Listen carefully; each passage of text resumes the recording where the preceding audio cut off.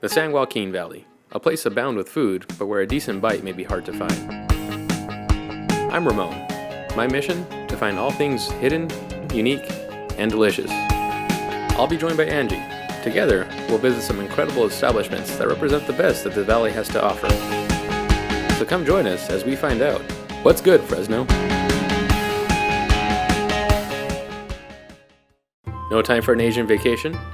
Then stay local and take a trip to Pho Lee 777.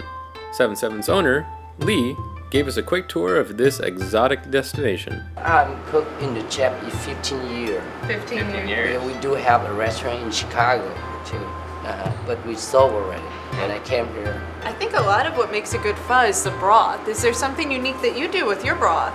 Yes, the important pho is the good broth. We cook beef broth in 10 hours, and after that, and we clean it up, and we cook 10 hours more. Yes, that's very long But that's how you get the good broth, right? Yes. You mentioned too that your restaurant has a bit of a French influence as well. Do like steak, that's kind of French influence, but mixed with the Vietnamese kind of tasty. And like bread, we have very good bread, and we order from Bellagio bakery, French bakery, every morning. So what brought you to Fresno? Oh, it's kind of weather. I love weather in Fresno. After a lesson on the traditions of pho, we set out on this culinary landscape. We're here today at Pho Lee 777 with the glorious Kate. Hello. We're really happy to show you this wonderful feast that we have before us. Let's dig in. First stop, the fantastic pho, a staple of Vietnamese cuisine. We gotta prep it, don't we? Yes, you do have to prep it. All right. You have the rooster sauce. Yeah, I'll start with that. With the rooster sauce, you gotta be careful because, you have enough for flavor, then you got a little bit hot, and then you have no return. So, yes, So use moderation. One of my other favorite condiments is the hoisin sauce. That stuff, it adds this salty goodness flavor. I believe it also has some fish in it, if I remember correctly. For sure. Lee was saying some people like to over-add lemon or lime to their things, so I'm gonna go with his 3-drop rule here. I don't usually put lime in it, but his idea of spritzing it really does add a nice freshness to it. Now there are some, I guess you can call them more exotic additions to this bowl, like the tendons here or the tripe. If you don't like them, don't put them in. If you don't know you like them, try them. And if you love them, add only that. The more exotic things, as Ramon called them. This is the perfect comfort food, and I hate to say hangover food because I don't want to give it any bad connotations, but I will say that this has saved me on more than one occasion. Medicinal properties. Yes, the medicinal properties. Next, we made our way to the prodigious pork chop.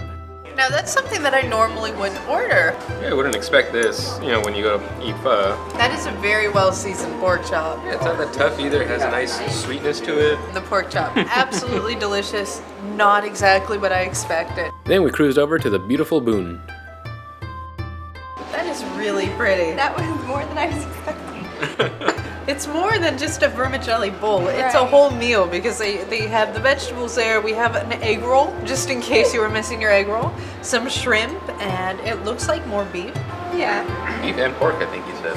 Oh, okay. So it's basically pho without the broth. Right. There is quite a bit of vermicelli going on. The broth usually helps you pull it apart a little bit better. I but agree.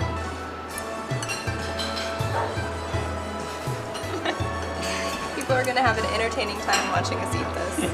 This is a good summertime It's refreshing, dish. you're Yeah. right. You want the saltiness, you want the meat, you want a lot of the faux flavors, but you don't necessarily want the hot broth or the hot soup. So this is a cold noodle dish, but it incorporates a lot of those flavors. Especially in Fresno, there's a lot of times where you want pho, but it's not pho weather. So. Now, there's one dish that seems like it's kind of a fusion dish that he talked about, the beef stew. Yes, you could have it with the rice noodles, but he insisted that French bread and a soup are friends.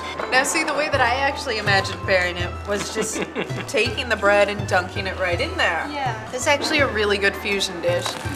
It does remind you kind of the beef stew that your grandma would make. It's definitely a heartier broth, more European, but then that aftertaste is you get the cilantro and the star anise. Yeah, and I think that the bread and the beef stew, they are very good friends. So I'm Ramon. And Kate. I'm Angie, and this is What's Good Fresno. Yoink.